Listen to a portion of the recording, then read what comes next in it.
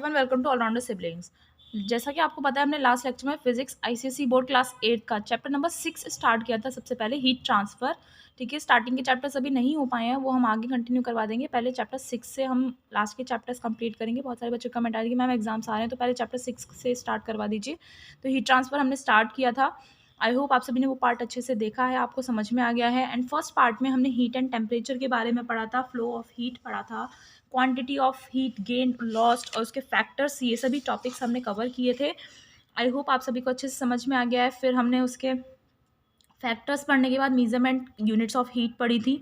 Okay, and please video को like कर दीजिए, शेयर कर दीजिए एंड चैनल को सब्सक्राइब करना ना भूलें। ये सेकेंड पार्ट है। इस पार्ट में हमें पढ़ना है स्पेसिफिक हीट कैपेसिटी। ये है आपका पार्ट 2। स्पेसिफिक हीट कैपेसिटी क्या होता है? We learn in activity third. हमने जो एक्टिविटी थर्ड करी थी फर्स्ट पार्ट में, दैट हमने उसमें ये सीखा, if we supply equal amounts of heat to equal masses of two different substances. अगर हमारे पास दो डिफरेंट सब्सटेंस हैं जिनका मास सेम है, उनमें अगर हम इक्वल अमाउंट ऑफ हीट हम सप्लाई करते हैं, the rise in temperature would be different between the two depending upon the nature of substances. तो उन दोनों में जो टेम्परेचर का राइज होगा, दोनों ही सब्सटेंसेस में डिफरेंट होगा, क्योंकि ये डिपेंड करता है कि सब्सटेंस का नेचर क्या है ना, सब्सटेंस किस टाइप का है, उस चीज़ पर डिपेंड करता है। चाहे उनका वेट सेम है, मास सेम है, बताया ना यहाँ पर मास सेम है, और आपने हीट भी इक्वल अमाउंट का सप्लाई किया, फिर भी उनका राइज में डिफरेंस आया। तो क्यों डिफरेंस आया? क्योंकि वो डिपेंड करता है कि नेचर ऑफ सब्सटेंस कैसा है। This shows that different substances have different capacities to absorb heat. तो ये एक्टिविटी हमें ये बताती है कि डिफरेंट सब्सटेंसेज की डिफरेंट कैपेसिटी होती है, उनकी डिफरेंट कैपेबिलिटी होती है हीट को एब्जॉर्ब करने की। ओके, सबकी कैपेसिटी सेम नहीं होती है ना। तो आपको जैसा आपको पता है ना, बच्चा है अगर छोटा तो वो 2 रोटी खाता है, हद से 3 खाता है, बड़े हो जाते तो फिर 4-5 ऐसे चलता है ना। तो सबकी अलग अलग कैपेसिटी होती है खाने की। तो ऐसे ही सब्सटेंसेज में होता है कि डिफरेंट सब्सटेंस है तो डिफरेंट कैपेसिटीज़ होती है उनकी हीट एब्जॉर्ब करने की। This capacity of substances is known as their specific heat capacity.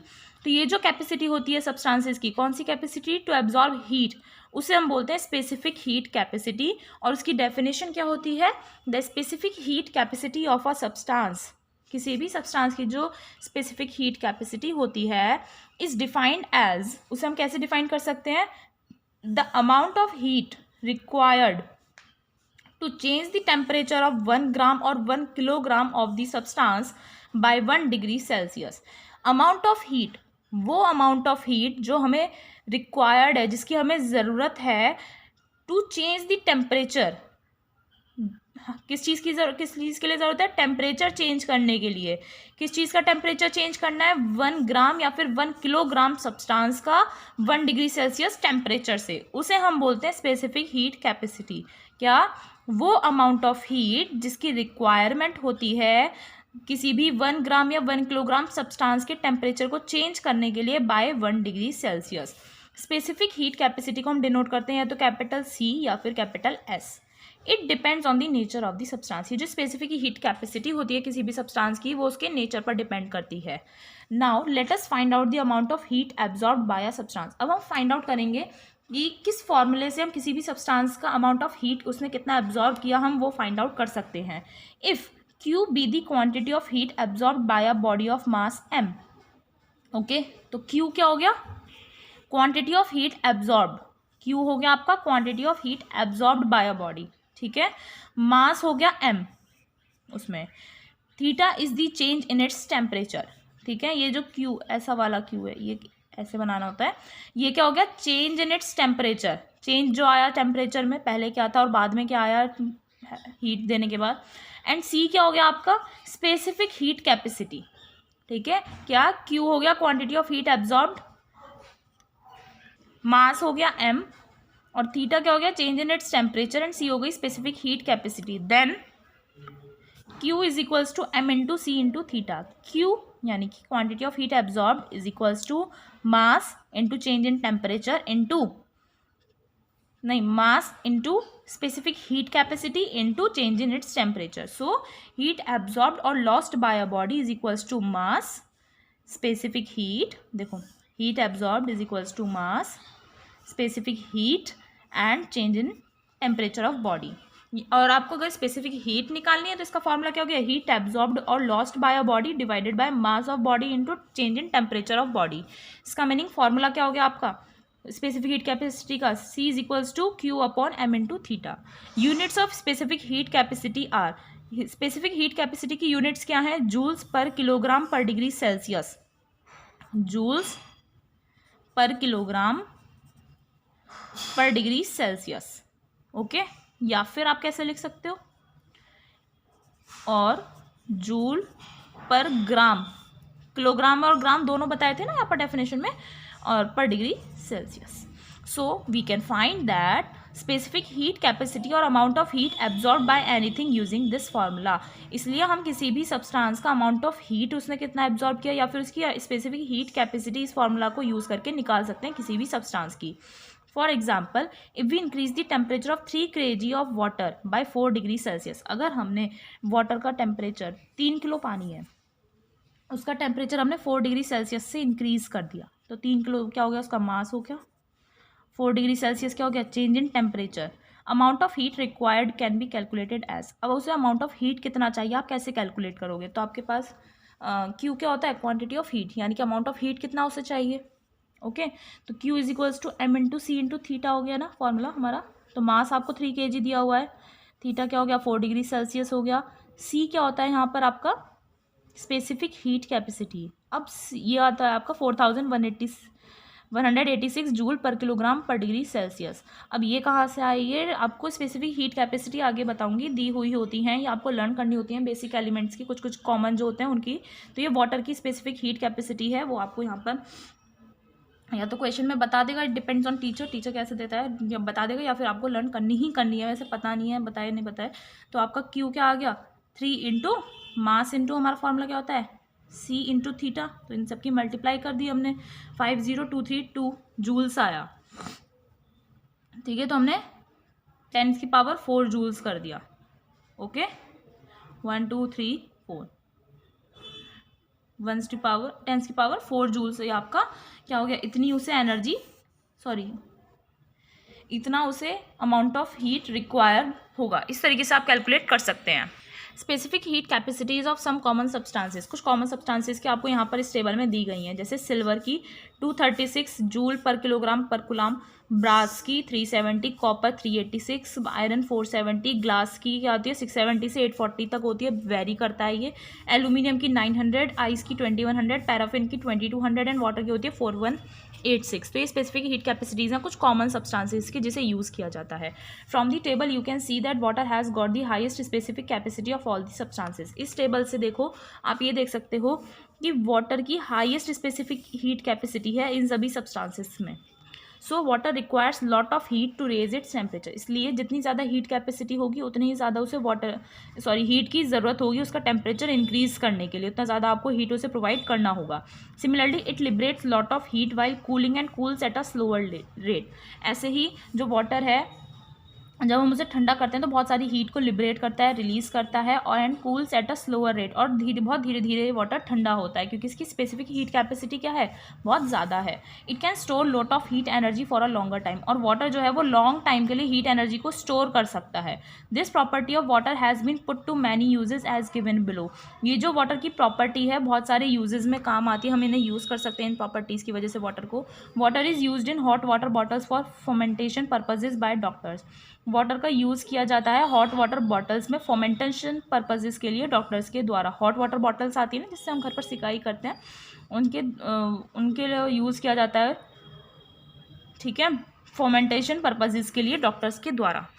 तो यहाँ पर फर्मेंटेशन पर्पज़ यानी सेक के लिए, जो डॉक्टर सेक देते हैं तो उसके लिए हॉट वाटर बॉटल्स का डॉक्टर यूज़ करते हैं। The farmers leave their fields flooded to protect their fields from Frost.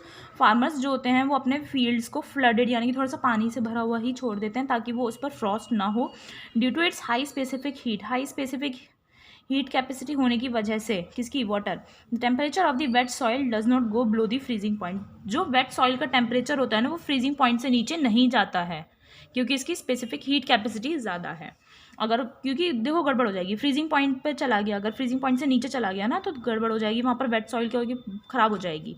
Water is used as a coolant in radiators of automobiles as it can absorb large amount of heat from the engine, thus protecting the engine from heating. Water को एक coolant के रूप में भी use किया जाता है automobiles में जो रेडिएटर्स होते हैं ना उसमें, क्योंकि it can absorb large amount of heat from the engine. क्योंकि ये जो वाटर जो होता है इसे कूलेंट के लिए इसलिए यूज़ किया जाता है क्योंकि जो ऑटोमोबाइल्स में रेडिएटर्स होते हैं उनके इंजन में से जो बहुत सारा हीट रिलीज़ होता है ना उसे ये एब्जॉर्ब कर सकता है और इंजन को ओवर हीट होने से प्रोटेक्ट कर सकता है। तो यहाँ पर उस वाटर को यूज़ किया जाता है क्योंकि इसकी स्पेसिफिक हीट कैपेसिटी हाई है। हमने स्पेसिफिक हीट कैपेसिटी पढ़ लिया। अब आता है हमारा हीट कैपेसिटी क्या होता है। हीट कैपेसिटी या फिर आप thermal capacity of a body, thermal capacity भी बोल सकते हैं। It is defined as the amount of heat required to raise its temperature by 1 degree Celsius. उसका टेम्परेचर रेज करने के लिए by 1 degree Celsius. While specific heat capacity is the amount of heat required to raise the temperature of 1 unit mass by 1 degree Celsius. The heat capacity is the amount of heat required to raise the temperature of the whole body. यहाँ पर आपको unit mass दे दिया है 1 gram या फिर 1 kilogram का, सिर्फ किसमें, स्पेसिफिक हीट कैपेसिटी में। वाइल हीट कैपेसिटी में क्या होता है आपका, सिर्फ पूरी बॉडी का ही टेम्परेचर रेज करना होता है बाय 1 डिग्री सेल्सियस। बेसिक सा डिफरेंस है। स्पेसिफिक हीट कैपेसिटी में आपको यूनिट मास दे दिया गया है 1 ग्राम या 1 किलोग्राम, बट आपको इस हीट कैपेसिटी में होल बॉडी का रेज करना पड़ता है। Heat capacity is equals to mass of body into specific heat. ठीक है, यहाँ पर आपका क्योंकि क्या हो गया, mass of body into specific heat, और इसकी यूनिट हो गई आपकी जूल पर कुलाम, जूल पर कुलाम। आगे आता है हमारा new topic change of state. Matter exist in 3 states. हमने केमिस्ट्री में पढ़ा है मैटर की 3 स्टेट्स होती हैं, solid, liquid and gas. However with the change in temperature, लेकिन जब भी टेम्परेचर चेंज होता है one state of matter can be change to another state.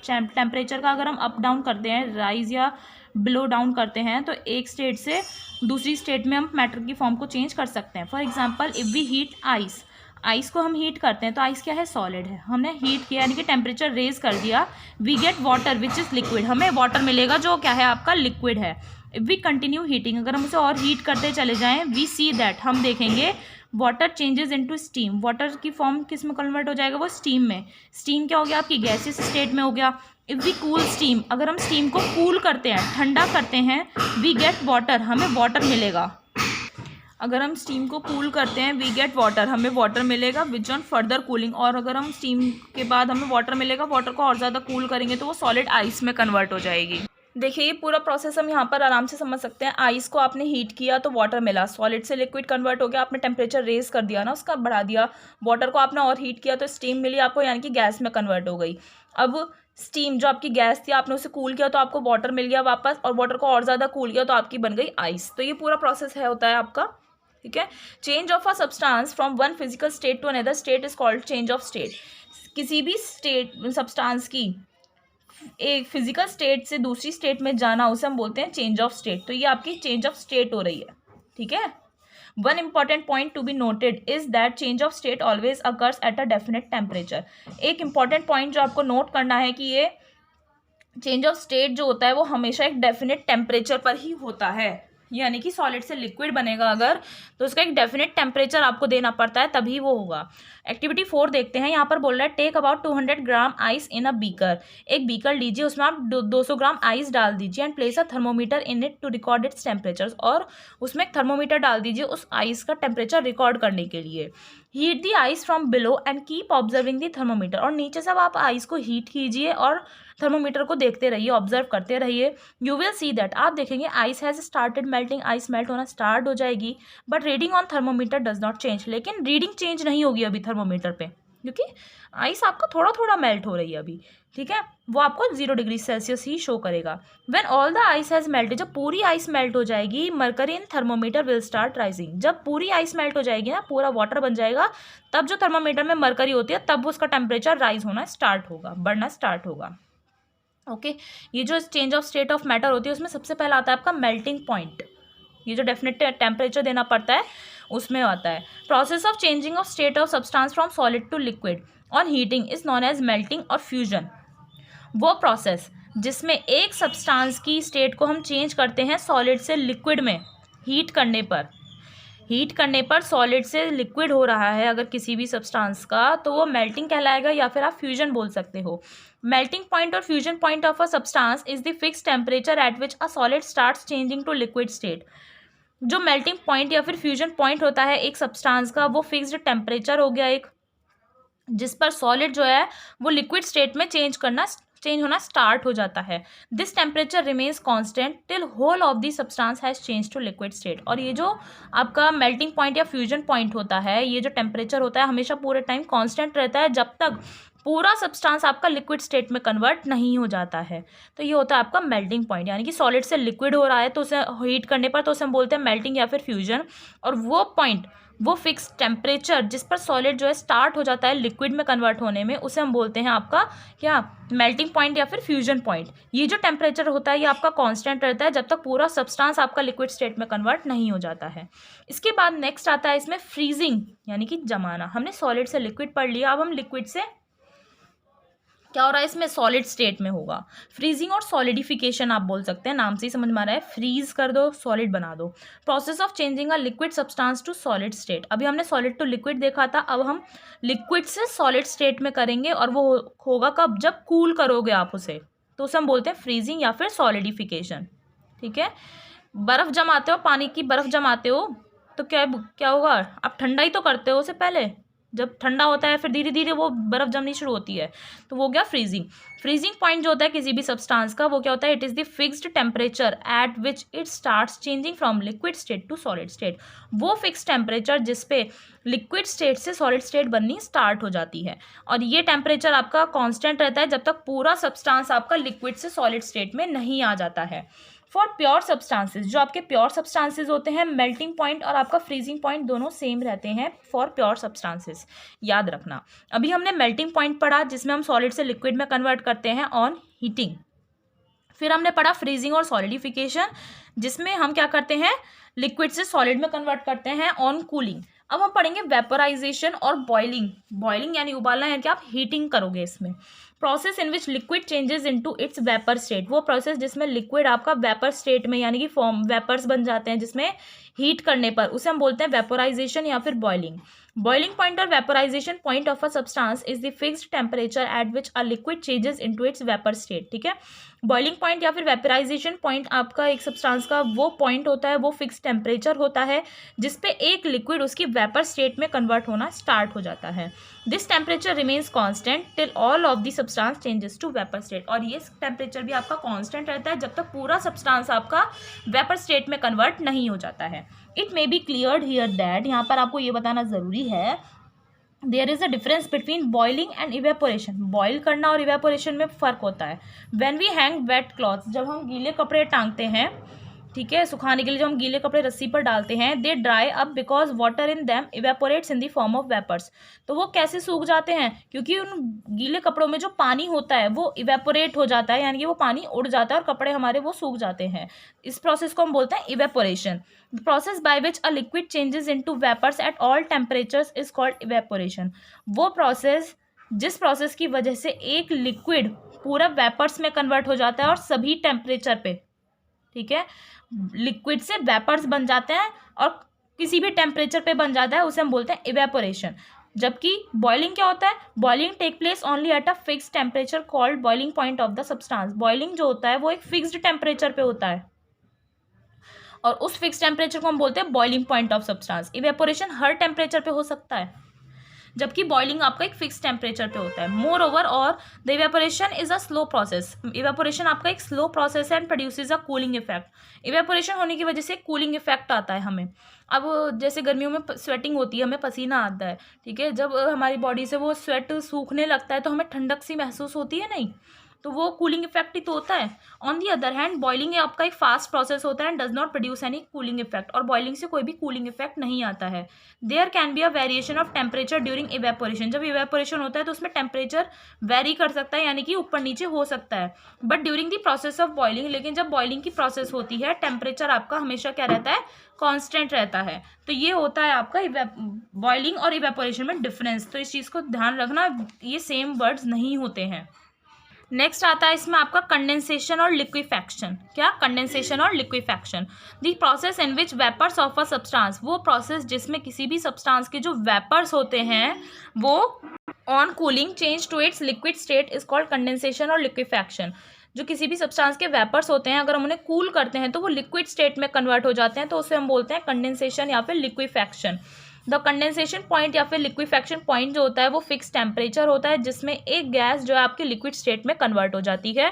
This temperature remains constant till all of the substance changes from gas to liquid state.